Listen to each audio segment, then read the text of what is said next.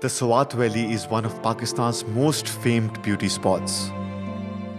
But in recent months, terror has spread over the region. Violence has been spiked up by the TTP, an outlawed armed group that has claimed responsibility for numerous attacks and targeted assassinations in the valley. This young man's father was one of their victims. We hide his identity for security reasons. He was coming back from the mosque. At that time, there were fields of corn on both sides and the terrorists were hiding there. They fired at him and he was hit by several bullets in the head and arms. His father was killed in September last year after receiving multiple threats from the armed group.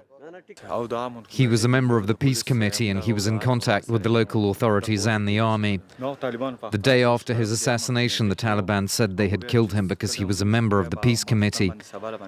They don't want people to be in touch with law enforcement and they don't want them to give information to the army. The Pakistani Taliban ruled over the Swat Valley from 2007 to 2009 before being driven out of the region by the military. As the Afghan Taliban took power in neighboring Afghanistan 17 months ago, the TTP has also resurged. Those who do not support them are seen as traitors.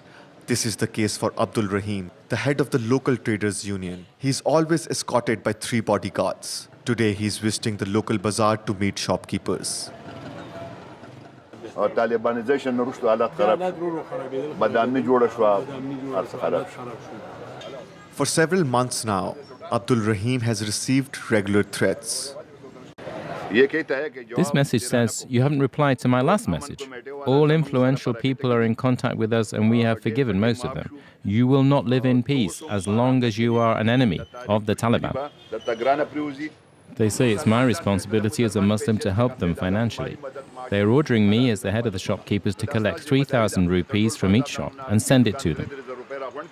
Something he refuses to do, putting his life at risk.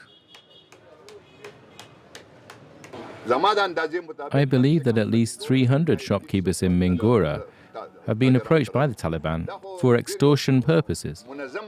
They have a sophisticated system, they send personal information, giving them details about their children and the schools they attend, and then threaten to kidnap them and their children if they don't give them the money. Some of the traders here gave in to that. After numerous attacks on law enforcement and civilians, tens of thousands of people in the valley took to the streets to raise their voice against the increasing violence. Among the organizers was the ANP, a progressive political party. Khwaja Muhammad Khan is the party's general secretary in Swat. People in Swat took to the streets because the Pakistani government had signed a ceasefire agreement with the Taliban. And the Taliban came back to Swat and started their insurgency again. People then thought that we should stand up to this extremism and protest against it.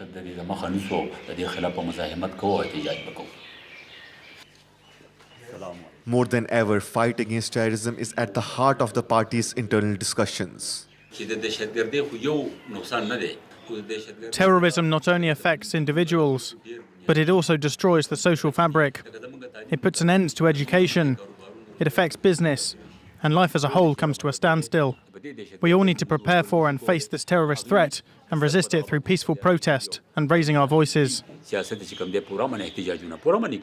reign of the Taliban in this Pashtun-dominated region has left haunting memories. When they were in power, they blew up the schools for our children. They destroyed all the infrastructure. They cut off the heads of civilians and chanted slogans about Islam, saying that this is Islam. The world thought that all the Pashtuns were like those terrorists, but that's not true. Pashtuns are also civilized, educated, and peaceful people. At this primary school, the teachers are concerned. Topic hai Hazrat. Yes, Hazrat Yusuf alayhi salam. Who is Hazrat Yusuf alayhi salam? Yes, Prophet of Allah, okay? Taliban's threat to education is something that everyone here knows all too well. If the terrorists come back, the situation will become very bad. Schools, colleges and other educational institutions will have to close. The parents will be afraid to send their children to school. The situation will also become very difficult for women who will not be able to go out and will remain locked up at home. A similar scenario is already happening in neighboring Afghanistan, where the Taliban took power on August 15, 2021.